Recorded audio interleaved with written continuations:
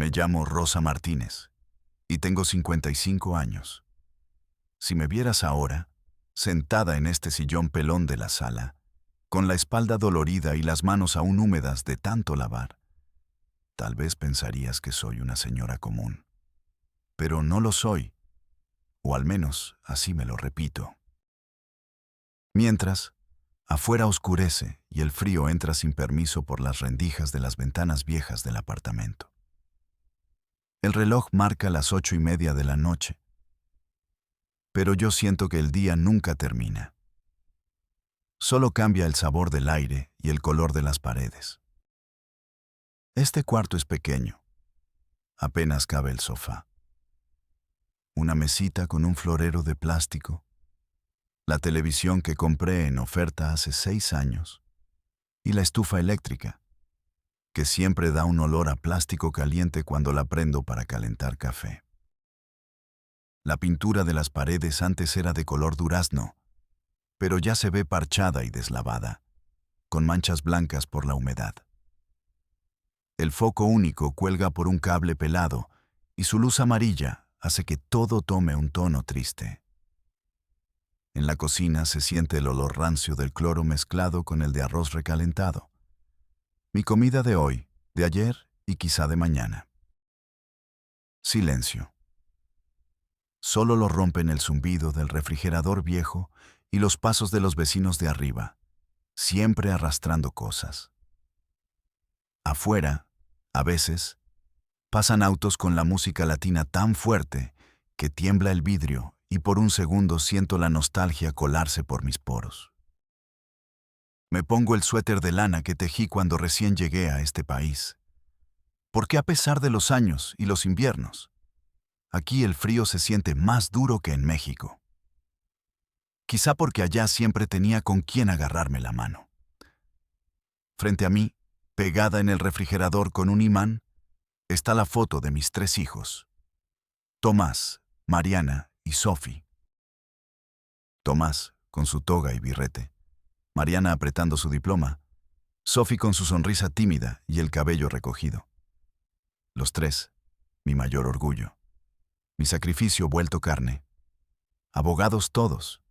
Exitosos, dicen. Visten trajes caros y cuelgan diplomas en paredes blancas y pulcras, lejos de estos muros manchados de cloro y grasa. Hace meses que no me llaman. El último mensaje de Tomás fue un: «Mamá, ando muy ocupado esta semana.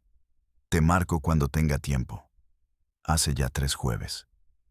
Mariana me mandó una foto desde una fiesta elegante, rodeada de gente que no conozco. Sophie solo responde con corazones y caritas cuando le pregunto si ya comió. Yo, que cruzaba desiertos por ellos, ahora espero horas a que el teléfono vibre. Cada noche, después de limpiar la última mancha y secar el último plato ajeno, me siento aquí y me hago esa pregunta que nadie contesta. ¿Valió la pena?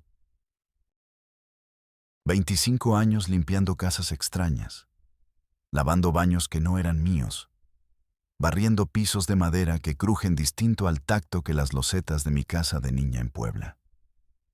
Manos agrietadas por químicos, huesos cansados, pero el alma llena de esperanza.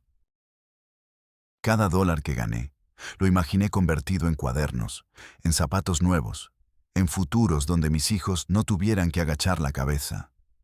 Y sí, ahora ninguno de ellos baja la mirada. Pero yo, la mujer invisible, me he ido desdibujando.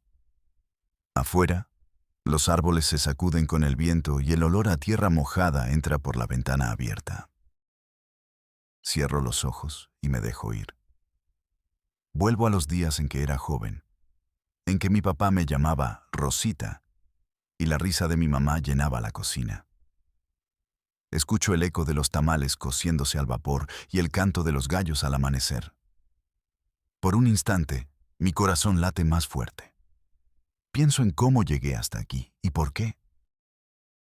Me cuesta entender por qué. Teniendo todo, me siento más sola que nunca. Miro mis manos. Las recuerdo pequeñas y suaves. y me pregunto qué tanto ha cambiado la vida. ¿Qué tanto he cambiado yo? Si alguna vez fui suficiente para alguien más que mis hijos. Porque al final, aunque la casa esté limpia y los trastes apilados sin restos, hay soledades que no se barren ni se friegan con cloro. A veces, creo que nací cansada. Me pesan los años, los recuerdos, los silencios de mis hijos modernos y distantes. ¿En qué momento la distancia se volvió costumbre?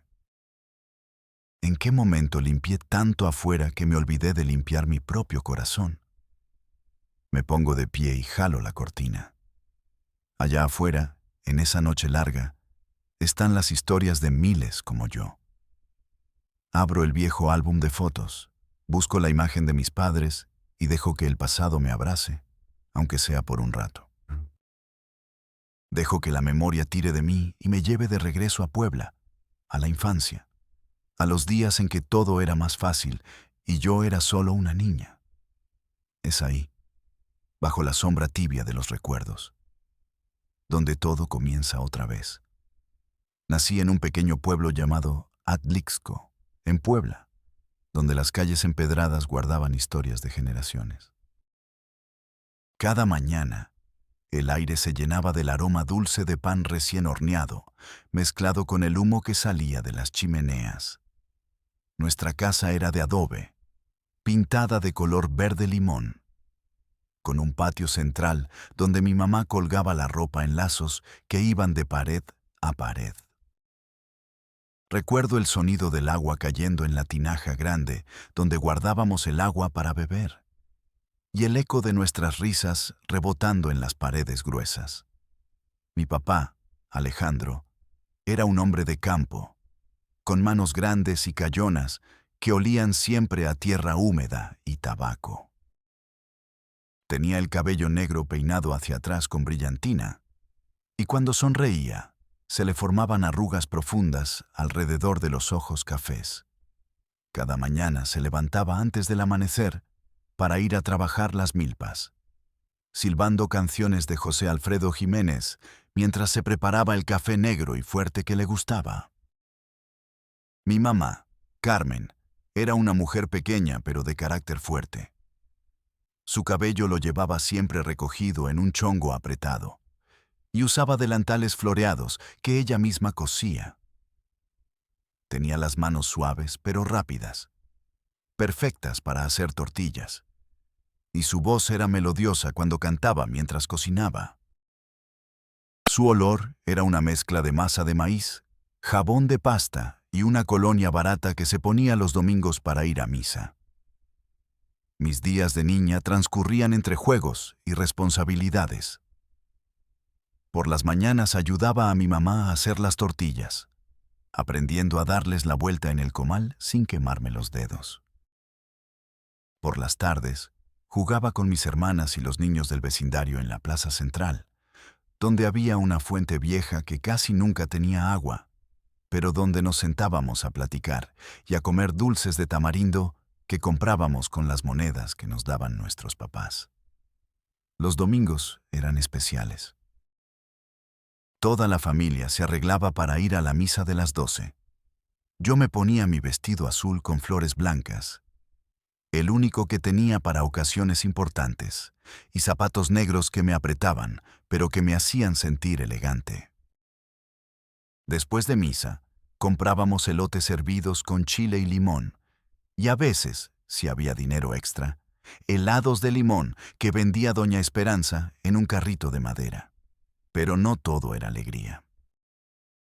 Recuerdo las noches en que mi papá llegaba preocupado porque la cosecha no había sido buena, o cuando mi mamá contaba y recontaba las monedas en una lata vieja donde guardaba el dinero para la comida de la semana. En esos momentos, la casa se llenaba de un silencio pesado, y nosotras las niñas entendíamos sin que nos dijeran que había que conformarse con menos. La pobreza no era solo falta de dinero. Era levantarse con hambre, era usar la misma ropa hasta que se deshacía. Era ver a mi mamá llorar en silencio cuando pensaba que no la veíamos. Pero también fue mi escuela de vida. Aprendí que las sonrisas no cuestan nada, que compartir lo poco hace que se multiplique, y que los abrazos de mamá podían curar cualquier dolor del alma. En las noches, cuando el trabajo del día terminaba, mi papá nos contaba historias de México, de la Revolución, de héroes que lucharon por la tierra y la justicia. Hija, me decía, nunca olvides de dónde vienes. Pero tampoco tengas miedo de soñar con algo mejor. Esas palabras se quedaron grabadas en mi corazón como un tatuaje invisible. La escuela secundaria estaba a 2 kilómetros de casa, y todas las mañanas caminaba junto con mi hermana menor, Carmen, por un sendero de tierra que se volvía lodoso cuando llovía. Llevaba mis libros en una bolsa de tela que mi mamá había cosido, y mi uniforme siempre estaba limpio y planchado, aunque ya tuviera algunos remiendos. La maestra Rodríguez, una mujer mayor de lentes gruesos y voz firme, fue quien me enseñó que la educación era la única manera de cambiar mi destino. Rosa, me decía después de las clases, tienes buena cabeza para los números. No dejes que las circunstancias te limiten. Sus palabras eran como semillas que se plantaban en mi mente joven. Yo estudiaba a la luz de una vela cuando se iba la electricidad, que era seguido, y hacía mis tareas en la mesa de la cocina mientras mi mamá preparaba la cena. A los 14 años comencé a trabajar en la tienda de abarrotes de don Joaquín, un hombre mayor y bondadoso que me pagaba 20 pesos a la semana por ayudarle después de la escuela. Mi trabajo consistía en acomodar la mercancía, atender a los clientes y limpiar el local. El dinero que ganaba se lo daba completo a mi mamá, quien siempre me devolvía 5 pesos para mis gastos personales. Fue en la tienda donde aprendí a tratar con la gente, a ser honesta en las cuentas y a trabajar con dignidad sin importar qué tan humilde fuera el trabajo. Don Joaquín siempre decía, el trabajo honesto no tiene categorías, Rosa. Todo trabajo que ayude a la familia es noble. Mi primer novio se llamaba Manuel. Era un muchacho del pueblo, hijo del herrero, con manos fuertes y sonrisa tímida. Nos conocimos en una kermés de la iglesia, donde él vendía churros con su papá y yo ayudaba en el puesto de tamales de mi tía. Me invitó a caminar por la plaza después de que terminaran los festejos.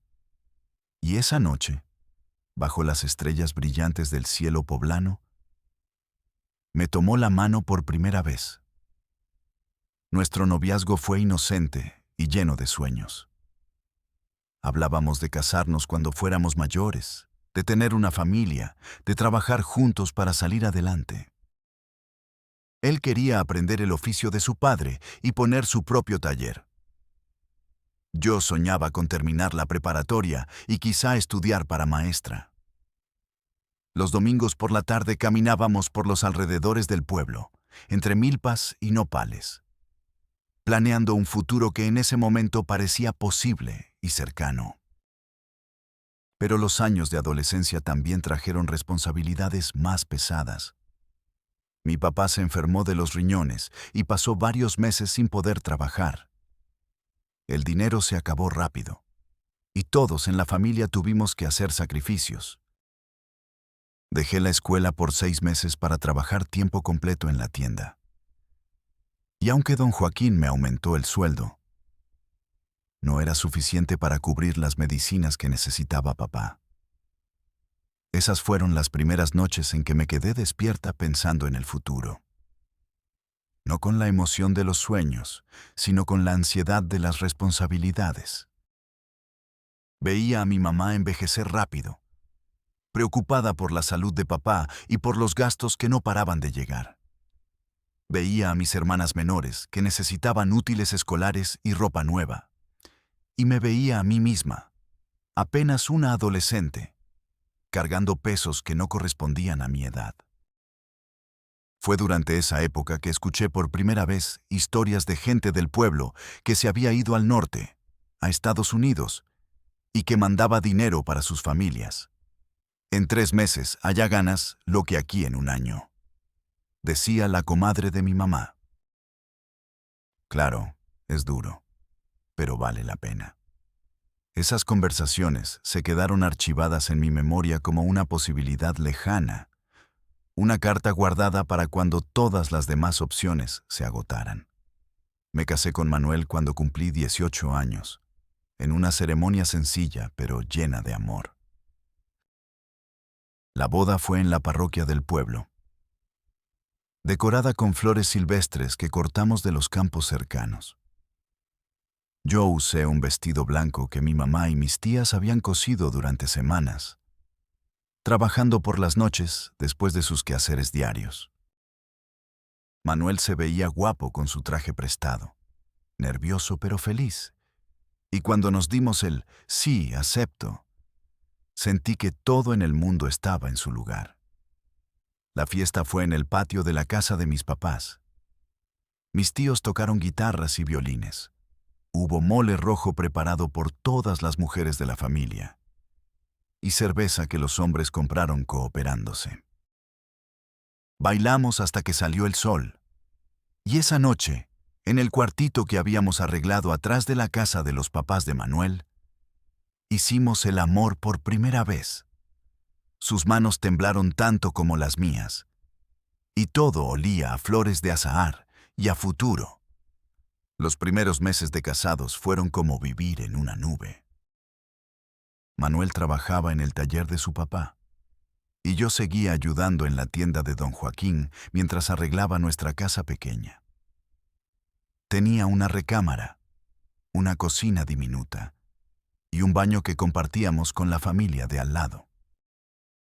Pero era nuestro hogar, y yo lo decoré con cortinas que cosí de retazos de tela y macetas con geranios que plantamos juntos. Cuando quedé embarazada de Tomás, el mundo se llenó de una alegría que no sabía que existía. Manuel me cuidaba como si fuera de cristal, y mi mamá venía todos los días a ver cómo me sentía y a ayudarme con los quehaceres. Los antojos eran difíciles de satisfacer porque no teníamos dinero para comida especial. Pero Manuel salía en bicicleta a buscar las tunas o los elotes que se me antojaban, aunque tuviera que pedirlos prestados. Tomás nació en casa, con la ayuda de la partera del pueblo y rodeado del cariño de toda la familia. Cuando lo vi por primera vez, arrugadito y rojo, llorando con toda la fuerza de sus pulmones pequeños, entendí lo que significaba el amor incondicional. Era mi hijo, mi responsabilidad más sagrada, mi razón para levantarme cada día. 2 años después llegó Mariana, y otros 2 años más tarde, Sophie. Cada embarazo fue una bendición, pero también una preocupación más grande. La familia crecía, pero los ingresos seguían igual. Manuel trabajaba de sol a sol en el taller, pero el negocio no prosperaba.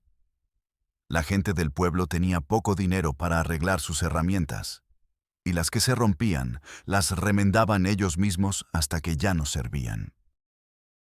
Yo buscaba maneras de ayudar con los gastos. Hacía tortillas para vender, lavaba ropa ajena, tejía suéteres por encargo. Pero por más que trabajáramos, el dinero nunca alcanzaba. Los niños crecían rápido y necesitaban ropa nueva, zapatos, útiles escolares. Tomás era inteligente y le gustaba estudiar, pero los libros costaban dinero que no teníamos.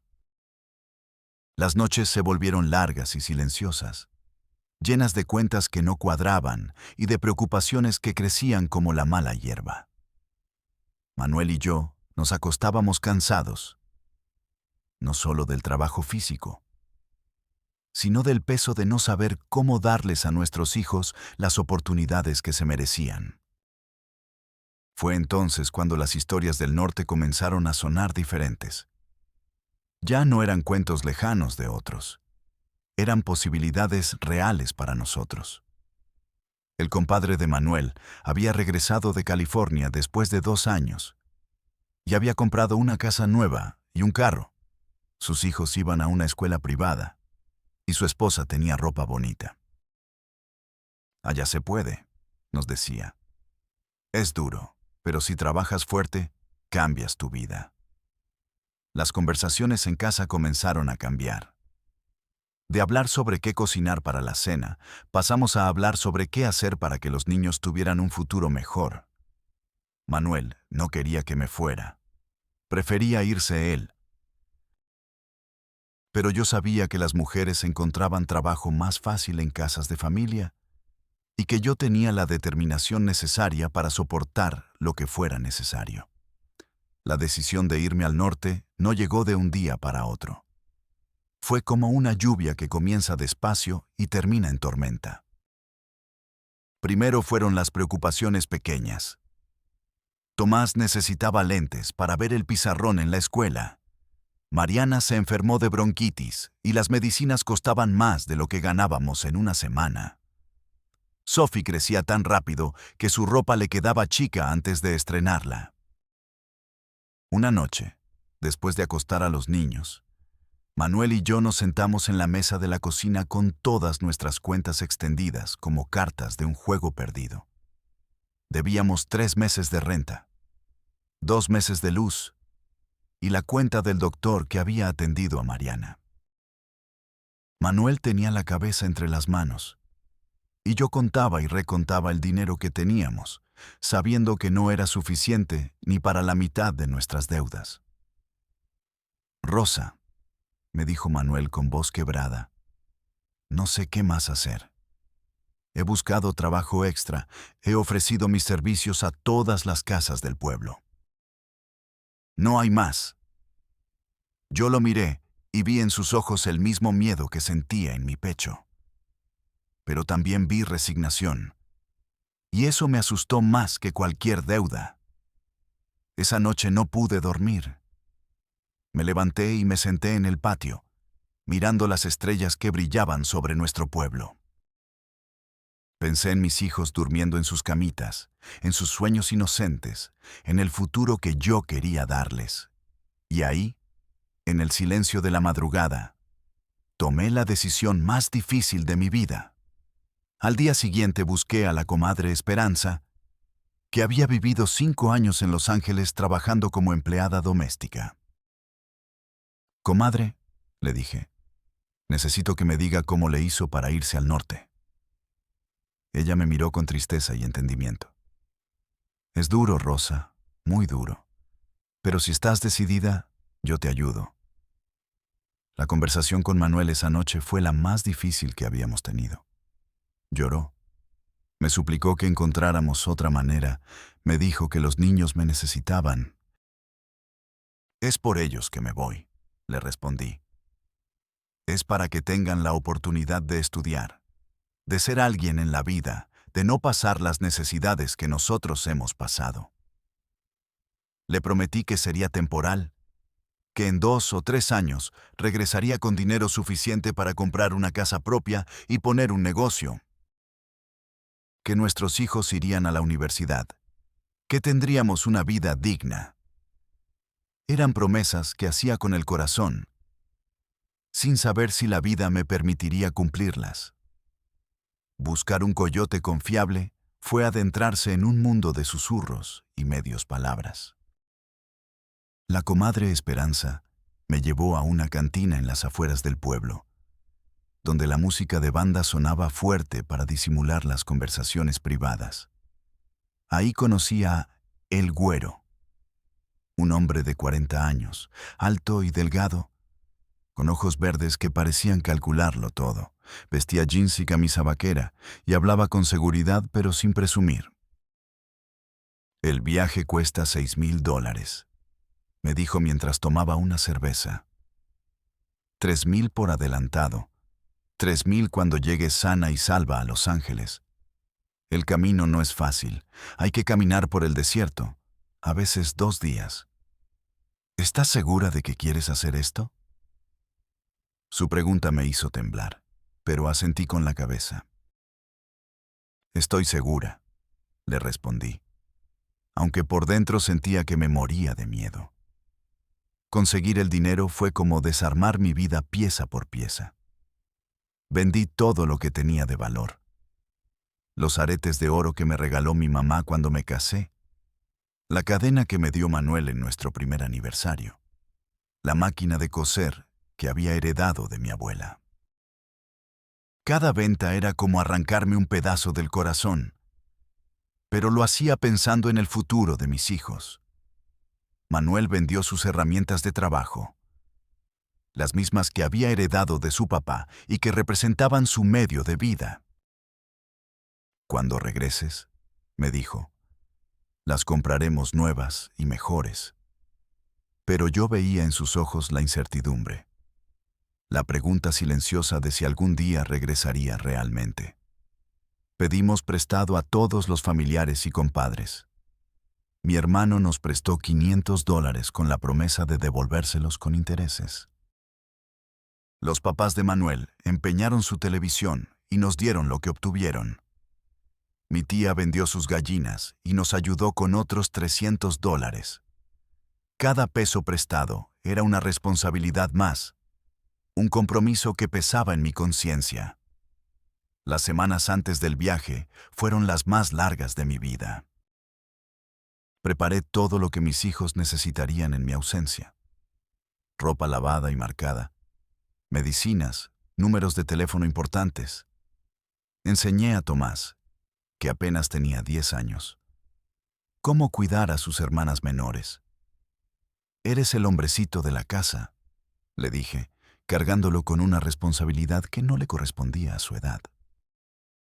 Cociné comida que se pudiera conservar varios días. Dejé dinero escondido en lugares secretos para emergencias y escribí cartas para cada ocasión especial que me iba a perder. Cumpleaños, Día de las Madres, Navidad. En cada carta ponía todo mi amor y mis disculpas por no estar presente. Los últimos días fueron una mezcla de rutina desesperada y despedidas anticipadas. Cada actividad normal se sentía especial y dolorosa al mismo tiempo. Hacer las tortillas de la mañana, peinar a las niñas para ir a la escuela, acostar a los niños por la noche. Todo tomaba un significado profundo, porque sabía que sería la última vez en mucho tiempo. Tomás, mi hijo mayor, empezó a preguntarme por qué yo andaba tan triste. ¿Te vas a ir, mamá?, logueó una tarde mientras hacía su tarea. No pude mentirle. Sí, mi amor, pero es para conseguir dinero para que ustedes puedan estudiar y tener una vida mejor. Él me abrazó fuerte y me dijo, no te vayas, mamá. Yo puedo trabajar para ayudar. Sus palabras me partieron el alma. Mariana y Sophie eran muy pequeñas para entender completamente lo que pasaba, pero sentían la tensión en la casa. Se volvieron más pegajosas, querían estar siempre en mis brazos, como si su instinto infantil les dijera que algo iba a cambiar. La noche antes de partir, no pude dormir. Me levanté varias veces para ver a mis hijos durmiendo, para memorizar sus caras en la penumbra, para oler sus cabellos y grabar en mi memoria la sensación de sus respiraciones tranquilas. Manuel tampoco durmió. Nos quedamos abrazados en silencio, llorando sin hacer ruido para no despertar a los niños. El día de la partida llegó gris y frío. Era febrero y había llovido toda la noche. El autobús que me llevaría a la frontera salía a las 6 de la mañana desde la plaza central. Toda la familia me acompañó, cargando mi maleta pequeña con lo poco que podía llevar. En la plaza había otras familias despidiéndose. Otras madres subiendo a autobuses con la misma expresión de dolor y esperanza que yo tenía. El aire olía a diésel y a tristeza. Mis hijos se aferraban a mis piernas, llorando y pidiéndome que no me fuera. Prométeme que vas a regresar pronto, me decía Tomás entre lágrimas. Te lo prometo, mi amor. Cuida mucho a tus hermanitas. El momento de subir al autobús fue el más doloroso de mi vida. Cada abrazo se sentía como el último. Cada beso en la frente de mis hijos era una promesa y una despedida. Manuel me abrazó por última vez y me susurró al oído: «Te amo, Rosa. Cuídate mucho». Sus lágrimas se mezclaron con las mías. Desde la ventana del autobús los vi alejarse, haciéndose pequeños hasta desaparecer. Mi familia, mi vida, mi corazón se quedaban atrás mientras yo me dirigía hacia lo desconocido. Durante las primeras horas del viaje, lloré como no había llorado nunca. Mientras el paisaje de Puebla se perdía en la distancia. Llegué a Tijuana después de 2 días de viaje en autobús. La ciudad me golpeó como una bofetada. Nunca había visto tanto caos, tanto ruido, tanta gente desesperada en un solo lugar. Las calles estaban llenas de vendedores ambulantes, cantinas con música a todo volumen y policías que miraban con sospecha a cualquiera que pareciera migrante. El aire olía a escape de coches, comida frita y algo indefinible que después aprendí que era el olor de la desesperación mezclada con la esperanza. El güero me había dado instrucciones precisas. Hospedarme en la Casa Miranda, un lugar donde se quedaban las mujeres que esperaban cruzar. Era un edificio viejo de 2 pisos, con cuartos pequeños que compartían hasta 6 mujeres. Mi cuarto olía a desinfectante barato y sudor, y las camas eran literas de metal con colchones delgados que habían visto mejores días. Mis compañeras de cuarto eran mujeres como yo, madres que habían dejado todo para buscar un futuro mejor para sus hijos. Estaba Lupita, de Michoacán, que tenía 4 hijos y un esposo alcohólico. Carmen, de Oaxaca, cuyo marido había muerto en un accidente y se había quedado sola con 2 bebés. Y Mercedes, de Guerrero, que huía de un esposo violento. Todas teníamos historias diferentes, pero el mismo dolor en los ojos. La llamada del güero llegó al tercer día.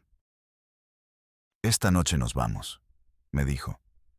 «Prepárate para caminar mucho y no llevar nada pesado». Me explicó que debía llevar solo una muda de ropa, una botella de agua, algo de comida y todo el dinero escondido en diferentes partes del cuerpo. «Si te agarran», me advirtió, «no digas que me conoces. No digas nada». Esa noche nos reunimos en una casa de seguridad en las afueras de Tijuana. Éramos 15 personas, 12 mujeres y 3 hombres jóvenes. Todas teníamos la misma expresión de miedo mezclado con determinación. El güero nos explicó la ruta. Caminaríamos durante la noche por el desierto, evitando las patrullas fronterizas, hasta llegar a un punto donde un vehículo nos recogería del lado americano. El cruce comenzó a las 2 de la madrugada. Hacía frío y el desierto estaba completamente oscuro excepto por las estrellas brillantes arriba. Caminamos en fila india, siguiendo al güero que conocía el camino. El terreno era rocoso y traicionero. Más de una vez me tropecé y me raspé las manos y las rodillas. El silencio era absoluto, roto solo por nuestros pasos y el sonido lejano de helicópteros.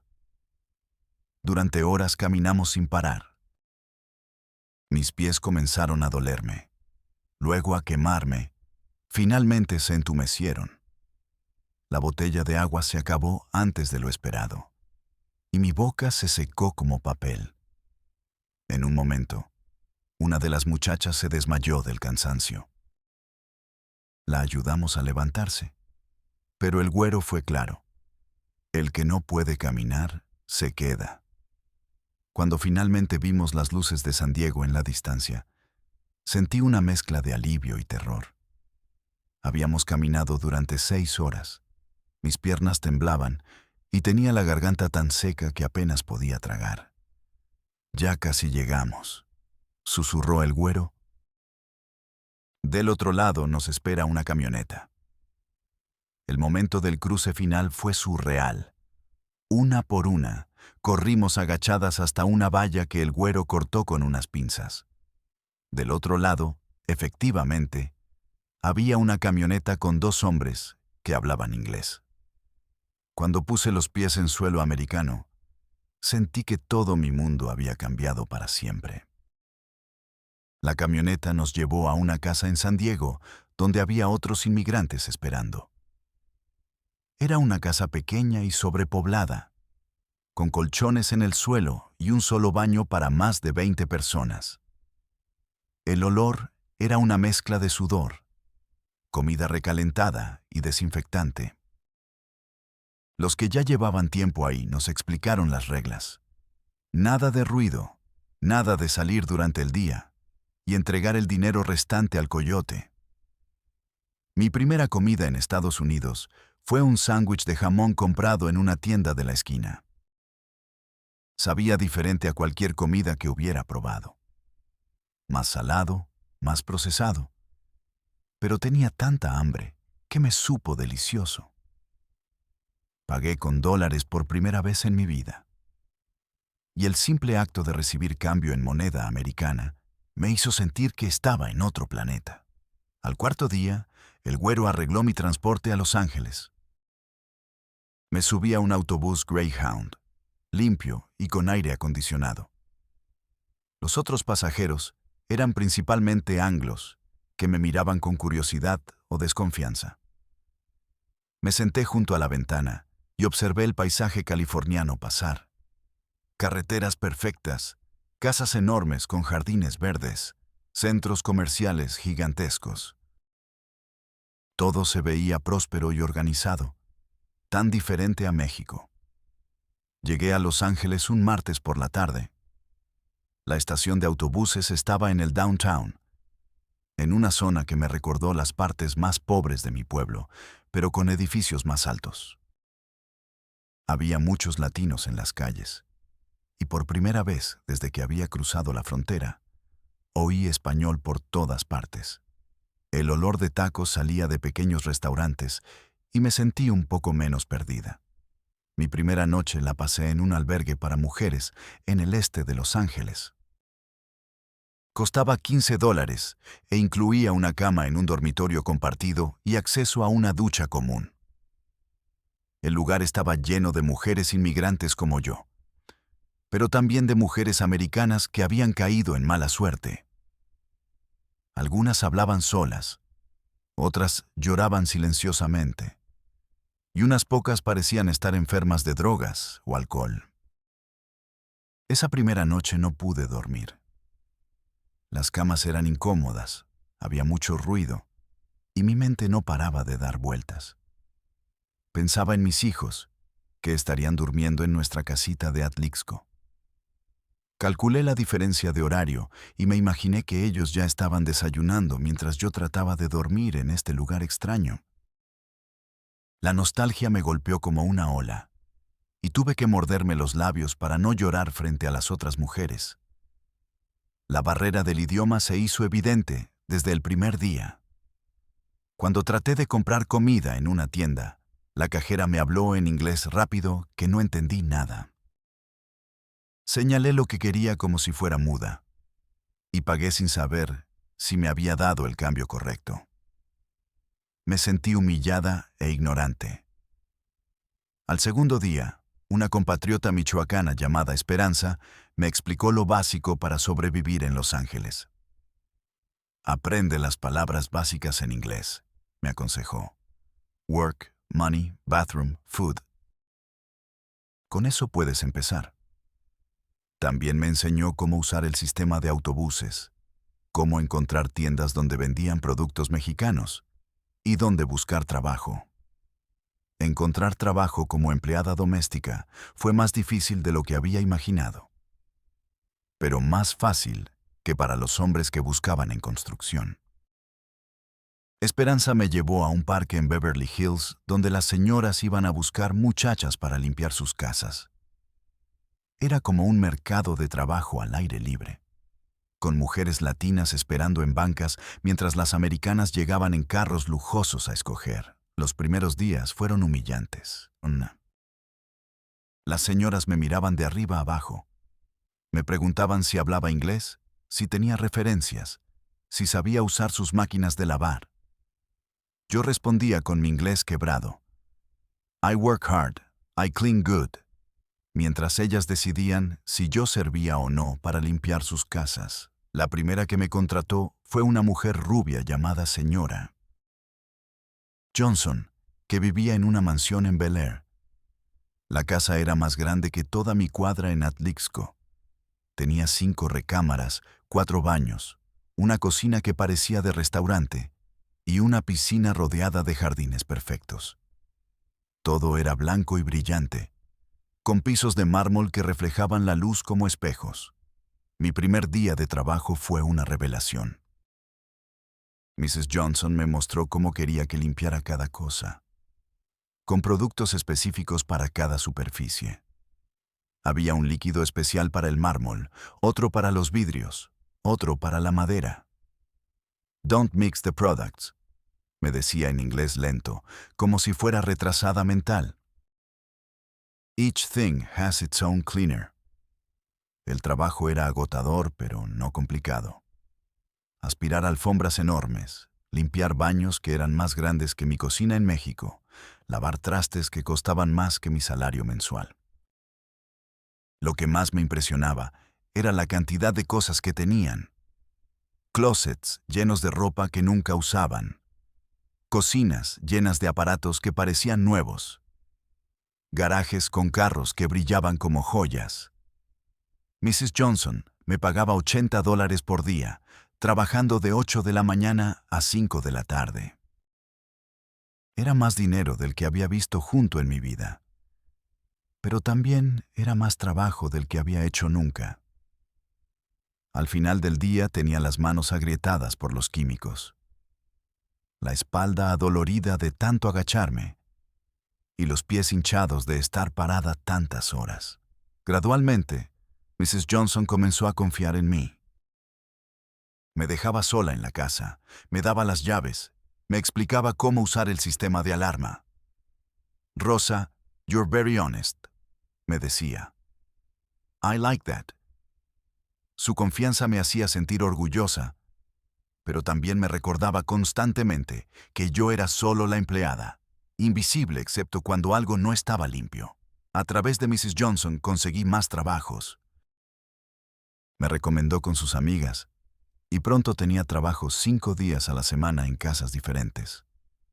Los lunes con Mrs. Johnson, los martes con Mrs. Smith, los miércoles con Mrs. Williams, los jueves con Mrs. Brown y los viernes con Mrs. Davis. Cada casa tenía sus reglas, sus productos especiales, sus manías particulares. Aprendí inglés por necesidad pura. Cargaba un diccionario español-inglés que había comprado en una librería de segunda mano, y en mis ratos libres memorizaba palabras nuevas: vacuum, mop, dust, polish, soap. Los números fueron lo más importante. 1, 2, 3, $10, 20 minutos. Gradualmente pude mantener conversaciones básicas sobre el trabajo. El primer cheque que recibí fue por $400 después de trabajar una semana completa. Nunca había tenido tanto dinero junto en mi vida. Lo primero que hice fue ir a una Western Union y enviar $300 a Manuel. Cuando hablé con él esa noche desde un teléfono público, lloró de felicidad. Recibí el dinero, me dijo. Los niños están bien.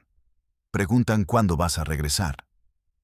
Mi rutina diaria en Los Ángeles se estableció rápidamente y se mantuvo casi sin cambios durante los primeros años. Me levantaba todos los días a las 5 de la mañana, sin excepción. El despertador no era necesario. Mi cuerpo se había acostumbrado a despertar automáticamente, como si tuviera un reloj interno programado para la supervivencia.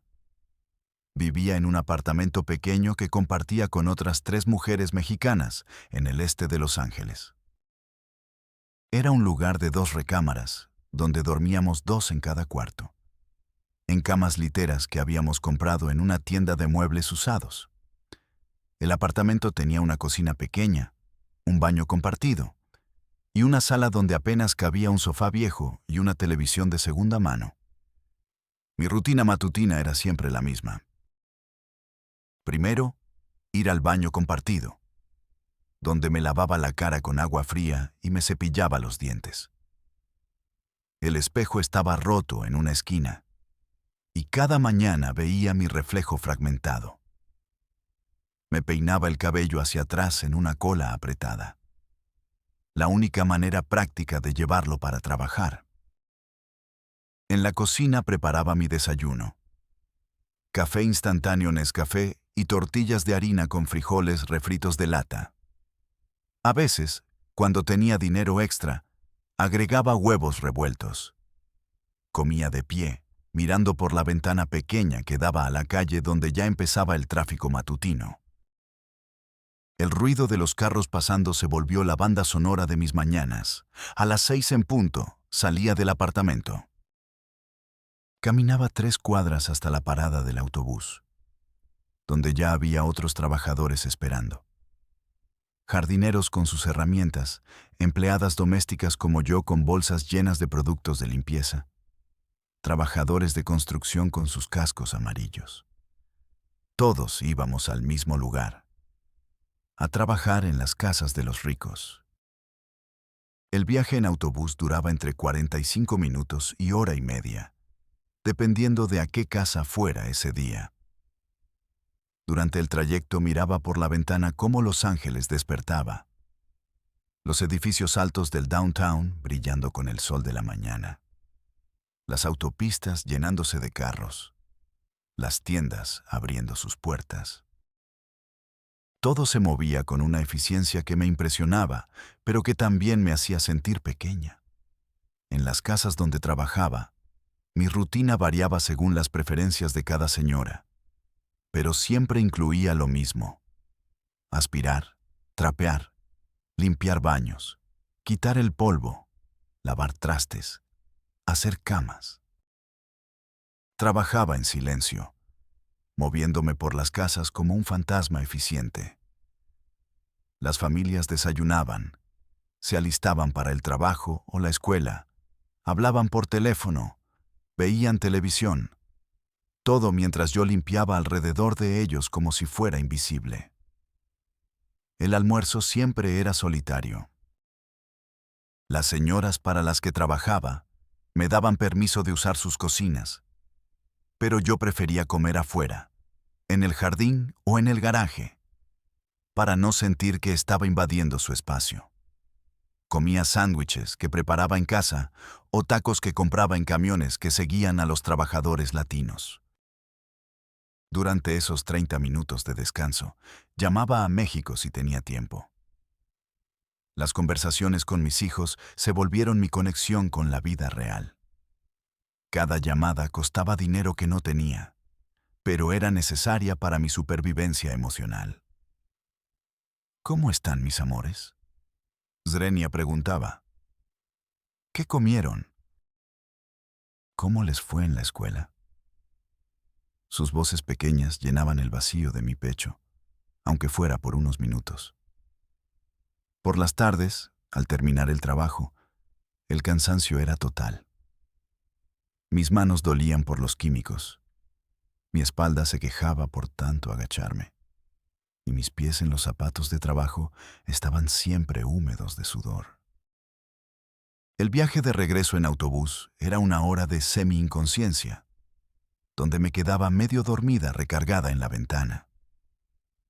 Llegaba al apartamento entre 7 y 8 de la noche. Mis compañeras de cuarto que trabajaban horarios similares ya estaban ahí, preparando la cena o viendo telenovelas en español. El ambiente del apartamento era una mezcla reconfortante de olores: frijoles refritos, tortillas calentándose, café recién hecho y el detergente barato que usábamos para lavar ropa. La cena era nuestro momento social. Cocinábamos juntas, compartíamos gastos e intercambiábamos historias del día. Lupe siempre tenía chismes de la casa donde trabajaba. Carmen se quejaba de su patrona maníaca. y Mercedes contaba sobre los niños de la familia que cuidaba. Yo hablaba sobre las casas lujosas donde trabajaba, describiendo lujos que parecían de película. Después de cenar, cada una seguía su rutina personal. Yo lavaba mi ropa a mano en el lavadero pequeño del apartamento. Estudiaba inglés con libros de la biblioteca, o escribía cartas a mi familia que enviaba cada viernes. Escribir esas cartas era terapéutico. Les contaba detalles que no podía compartir en las llamadas telefónicas apresuradas. Los fines de semana tenían su propia rutina. Los sábados limpiaba el apartamento. Compraba comida para la semana en el mercado mexicano. Y a veces iba al cine a ver películas mexicanas. Los domingos eran para llamar a la familia, para ir a misa en español y para descansar el cuerpo antes de comenzar otra semana. Las noches eran lo más difícil. Cuando finalmente me acostaba en mi cama, en la oscuridad del cuarto compartido, mi mente se activaba. Pensaba en mis hijos durmiendo sin mí, en Manuel trabajando solo para mantener a la familia, en todo lo que me estaba perdiendo. El sonido de la ciudad nunca paraba. Sirenas, tráfico, música de los vecinos, gritos ocasionales en la calle. Después de un año trabajando como empleada doméstica, mi situación laboral comenzó a mejorar gradualmente. Mrs. Johnson, mi primera patrona, me aumentó el sueldo a $100 por día porque, según ella, yo era la mejor empleada que había tenido. Rosa, you're like family, me decía. Aunque yo sabía que para ella yo seguía siendo solo la muchacha que limpiaba su casa. Mi inglés mejoró dramáticamente por necesidad. Al principio solo sabía palabras básicas relacionadas con la limpieza, pero gradualmente aprendí a mantener conversaciones simples con las familias. Podía preguntar sobre horarios, explicar qué productos necesitaba, incluso dar mi opinión sobre cómo organizar mejor los closets o las cocinas.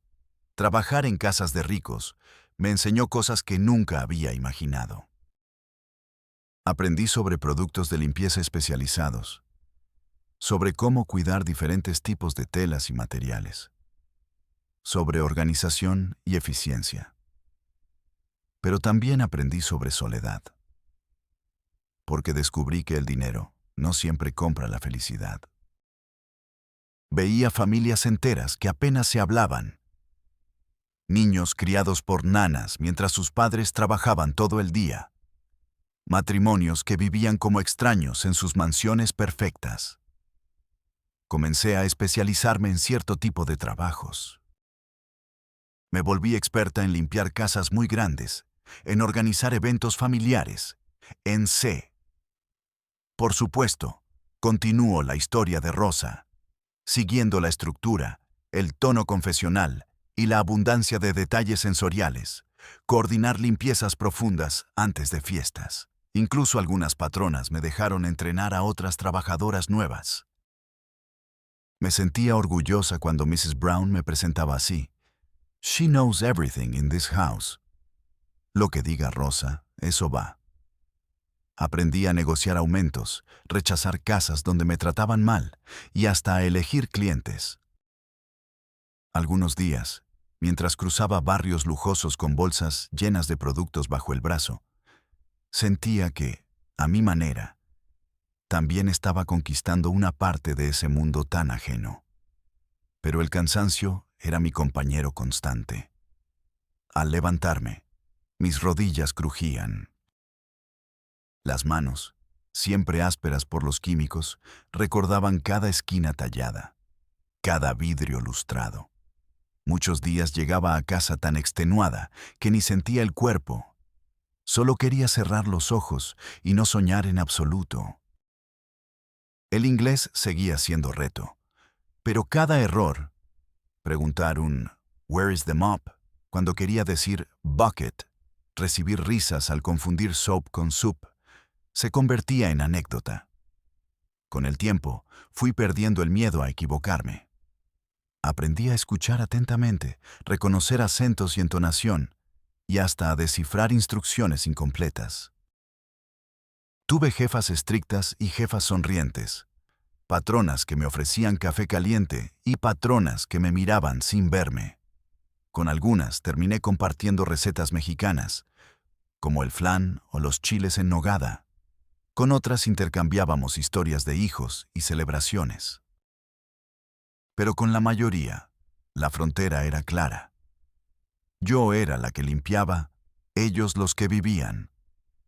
El paso de los años me fue volviendo más rápida, precisa y, a veces, hasta invisible cuando así convenía. Nadie te ve si limpias sin hacer ruido. Pero yo siempre notaba todo. El aroma a perfume costoso, la tristeza detrás de las fotos familiares perfectas, el silencio de las casas enormes cuando todos se iban. En esos espacios despoblados, barría no solo polvo, sino ausencias. Los años empezaron a pasar uno tras otro. Las llamadas telefónicas con Manuel y los niños eran mi alegría y también mi dolor. Al principio, las llamadas eran largas, llenas de risas y anécdotas. Mamá, hoy aprendí a leer. ¿Cuándo vuelves, mamá? Yo inventaba historias sobre Los Ángeles, exagerando el clima y los lugares bonitos, para que no notaran lo mucho que extrañaba estar ahí. Mandaba dinero cada 2 semanas, cantidades imposibles en México. 300, luego 400, a veces hasta $500. Manuel siempre agradecía, aunque sé que la carga de ser padre y madre a la vez lo desgastaba. Los niños me presumían sus calificaciones, las fotos de festivales de la escuela, pero poco a poco esos relatos se hicieron más cortos. Con el tiempo, los niños crecieron y las llamadas se volvieron mensajes, y después solo avisos cortos. Voy bien en la escuela, ma. Mariana ganó una olimpiada de matemáticas. Tomás fue aceptado en una preparatoria de prestigio. Sophie empezó a bailar folclore. Yo celebraba en la distancia, aplaudiendo sola tras el teléfono. Las navidades y cumpleaños me partían el alma. A veces llamaba durante la cena y escuchaba el bullicio de mi familia, la voz de Manuel, los gritos felices y el fondo de la música navideña. Fingía alegría, pero después, al colgar, el silencio era un golpe seco en la tripa. Guardaba todas las cartas y postales que me enviaban, sobres arrugados, dibujos infantiles, en una caja de galletas que se volvió mi mayor tesoro. Conforme Manuel empezó a envejecer, sus palabras cambiaron de tono. Te extrañamos, Rosa. Ojalá pronto puedas volver. Los niños también crecieron.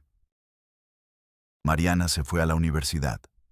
Tomás consiguió beca. Sophie soñaba con ser abogada y defender a los que no tienen voz. Me sentía orgullosa hasta las lágrimas, pero también notaba cómo sus vidas avanzaban sin mí. Las videollamadas, cuando por fin eran posibles, me mostraban a mis hijos jóvenes, seguros de sí mismos, hablando como quienes ya no necesitan protección. Veía detrás de sus sonrisas la distancia. Algunas veces, colgaba y lloraba en silencio, preguntándome si mi sacrificio valía el precio de tantas ausencias, de cada te extraño que quedaba flotando en el aire. Mi rutina empezó a girar en torno a sus éxitos y a mi soledad. Cada envío de dinero era un acto de amor, pero también una confesión silenciosa de lo mucho que necesitaba seguir sintiéndome útil, parte de sus vidas. La cuenta de años siguió creciendo. 8, 15, 20, 25. Un día me di cuenta de que ya no me necesitaban. Se habían convertido en abogados brillantes, exitosos. En sus oficinas relucientes colgaban diplomas, pero en mi casa no colgaba ninguna foto reciente. Los meses pasaban sin llamadas. Entendí que cumplí mi promesa de darles futuro, aunque se me olvidó cómo conservar mi presente. El cansancio comenzó a notarse no solo en el cuerpo, sino en el alma. Las manos que antes aguantaban toda la jornada ahora dolían al cerrar el puño. A veces, los químicos me irritaban tanto la piel que la yema de los dedos ardía aún mucho después de volver a casa. Empecé a tener dolores de cabeza persistentes y, de tanto limpiar, la espalda se hacía dura y encorvada. El ánimo se fue apagando como una vela al final de la noche. Lento, sin que yo supiera exactamente cuándo empezó el verdadero desgaste. Por las noches, a pesar del agotamiento, el sueño no llegaba. El apartamento parecía más frío y el silencio era tan profundo que podía escuchar mi propio corazón latir lento.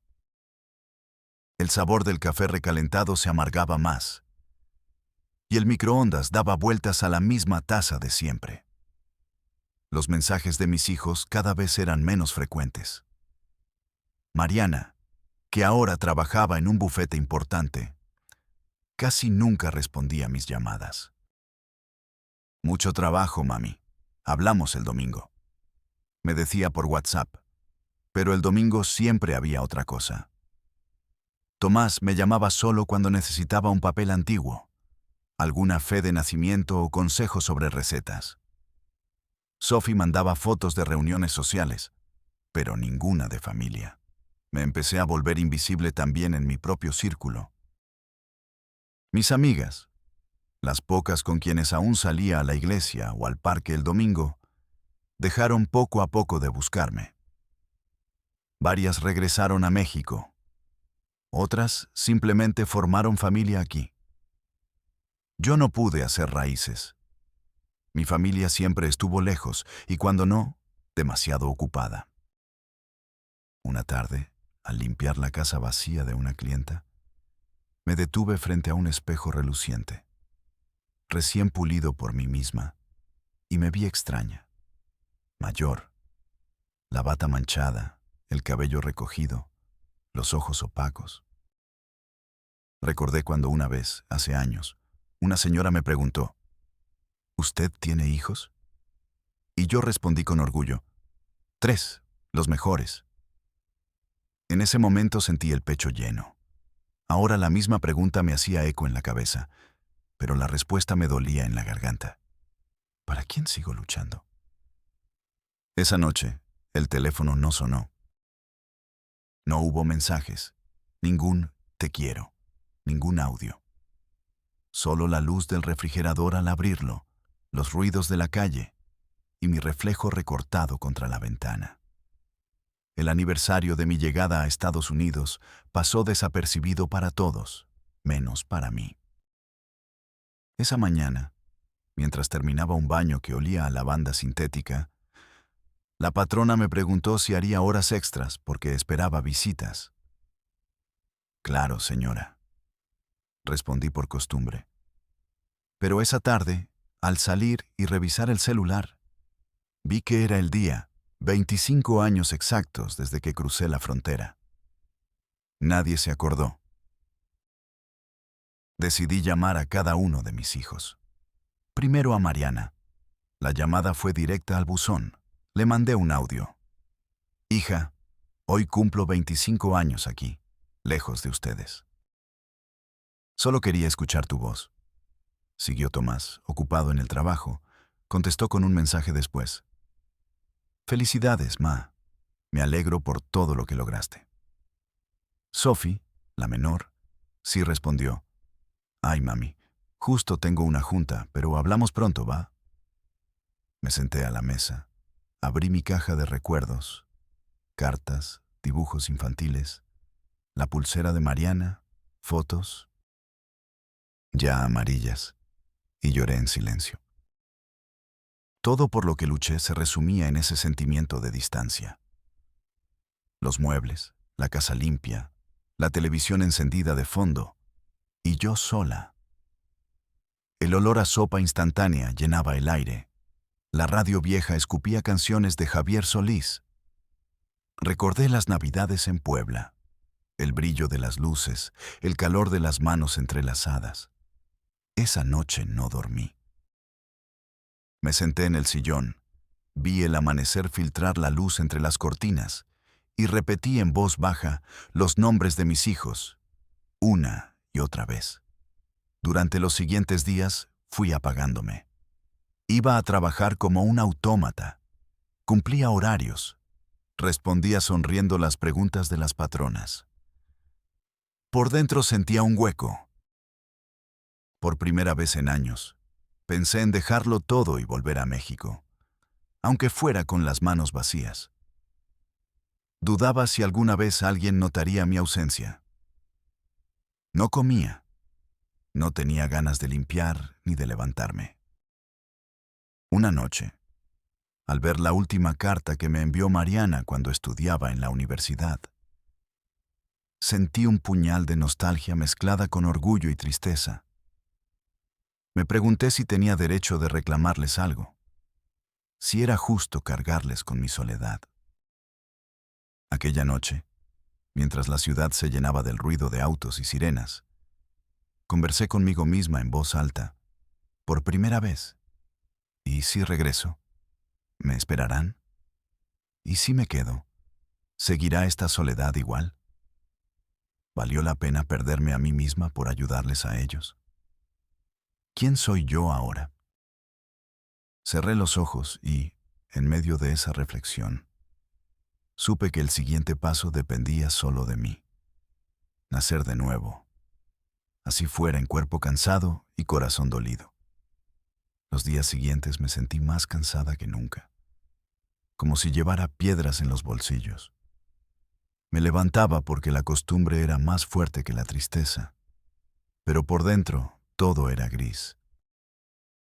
Caminaba a trabajar con la cabeza baja, apenas notando los árboles, los autos, ni siquiera el aire frío de la madrugada en Los Ángeles.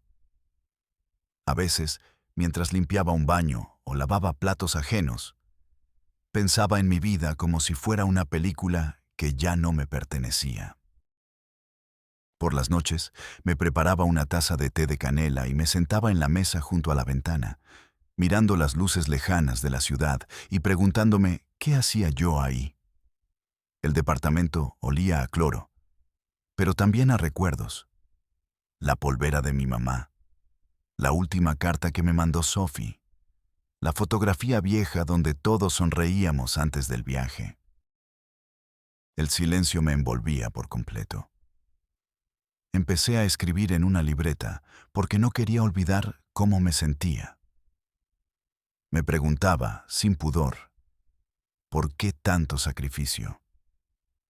Si la familia era familia, aunque solo existiera a la distancia. Me angustiaba pensar que, después de 25 años limpiando casas ajenas, lo único casi mío era ese apartamento modesto. No tenía raíces aquí ni ya allá. Durante semanas perdí el apetito. Comía solo por inercia. Me dolía el cuerpo, pero más el alma. Trataba de refugiarme en la iglesia, pero me pesaba el corazón sentada entre bancos vacíos.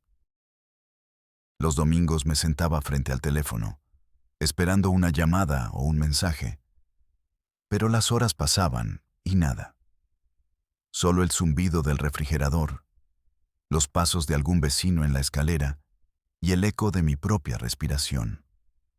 Me sentía olvidada, vieja, prescindible. Pero también, en algún rincón de mi pecho, se encendía la sospecha de que podía haber vida más allá del sacrificio y la costumbre. Que tal vez, el amor propio que nunca puse primero, era una velita aún encendida. Una tarde, tras limpiar una mansión en silencio, me quedé mirando el jardín perfecto por la ventana. Pensé en todas las vidas que había ayudado a embellecer, en los sueños ajenos que limpiaba cada día, y comprendí que la única persona que podía decidir mi valor era yo. Esa noche llamé a una vieja amiga, Carmela, quien había regresado a México hace años y ahora trabajaba con jóvenes en su pueblo. Hablamos largo rato, sin prisas. Carmela me escuchó todo. La soledad, las ausencias, el sacrificio, el orgullo y el cansancio. Rosa, me dijo, nadie te va a devolver los años ni la entrega. Pero aún te queda vida, aún puedes elegir para ti. Esa frase me acompañó toda una semana. Hablé con la señora Johnson, mi patrona de años, y le expliqué mi decisión. Tomarme un tiempo, no quería ser solo la sombra fiel que limpia en silencio. Cedí algunas casas, guardé ahorros y consulté opciones para hacer algo que me llenara. Pensé en volver a México, pero también en probar aquí una nueva rutina distinta. Vivir por mí. Sophie, la única que me llamó ese mes, me escuchó con una mezcla de sorpresa y tristeza. Mami, si quieres volver, te apoyo. Pero si decides quedarte, prométeme que harás algo para ti. Le prometí que, por primera vez en mi vida, me pondría en primer lugar. Hice planes, pequeños, pero míos. Estudiar inglés formal, ir a clases de baile latino en el centro, visitar museos los domingos. Empecé a escribir mi historia con calma.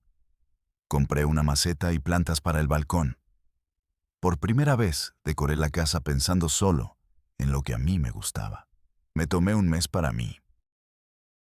No limpié casas ajenas, ni respondí recados urgentes. Caminé parques, leí libros que tenía pendientes hace años, cociné platillos de mi infancia, chiles rellenos, arroz con leche, tamales dulces, solo para recordarme mis raíces. En el centro comunitario, conocí a otras mujeres migrantes con historias parecidas. Compartimos relatos, risas, algunas lágrimas. Formamos un pequeño grupo que se reunía cada semana para apoyar a recién llegados, enseñarles inglés básico, ayudarles a superar el miedo del inicio. La relación con mis hijos empezó a cambiar. Ya no esperaba llamadas todos los días. Ellos tenían sus vidas y yo la mía. Cuando nos hablamos, sentí menos reproche y más tranquilidad.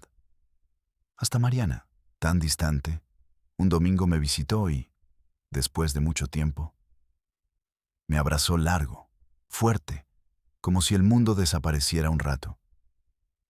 Gracias, mamá, me susurró al oído. Ahora entiendo todo lo que hiciste. Perdón por mi lejanía. Viajé a México por fin, por primera vez en 20 años. Caminar de nuevo por las calles de Atlixco, sentir el olor a tierra mojada, ver el mercadito, probar las memelas calientes, fue como tocar el cielo. Visité la tumba de mis padres, hablé con viejos amigos, me reuní con Carmela, reímos como niñas. Extrañé a los hijos, claro, pero algo dentro de mí se rearmó. Regresé a Los Ángeles con el alma menos cansada. Planté flores nuevas en mi balcón y decoré un altar en la sala, con fotos viejas y nuevas. Ahora las visitas de mis hijos eran menos función y más encuentro sincero, sin culpas. Seguí ayudando a quien lo necesitó, pero nunca más me abandoné a mí misma. Hoy, cuando limpio mi pequeño espacio, cuando preparo café fresco por la mañana y abro las cortinas para dejar que entre el sol, agradezco mi historia. Reconozco que el sacrificio no fue vano, pero también entiendo que nunca debemos olvidarnos de nosotros mismos. A quienes escuchan o leen esto, no permitan que la vida se vuelva solo espera. Luchen por los suyos, sí, pero luchen también por su risa, por sus sueños dormidos, por su propia paz. La distancia duele, el sacrificio pesa, pero no hay premio más grande que descubrir que seguimos aquí, listos para volver a empezar a cualquier edad. No tengan miedo de decir ya basta. No teman el vacío. A veces es solo espacio para algo nuevo y verdadero. Si alguna vez te sentiste invisible en el mundo de otros, recuerda que tu luz solo necesita de tus propios ojos. A otros migrantes, madres, padres, hijos. Celebren su resistencia y cuenten su historia. Si esto te hizo sentir reflejado, comparte, cuéntame tu camino. Aquí estamos para escucharnos, acompañarnos y nunca más estar verdaderamente solos. Gracias por dejarme entrar en tu vida unos minutos.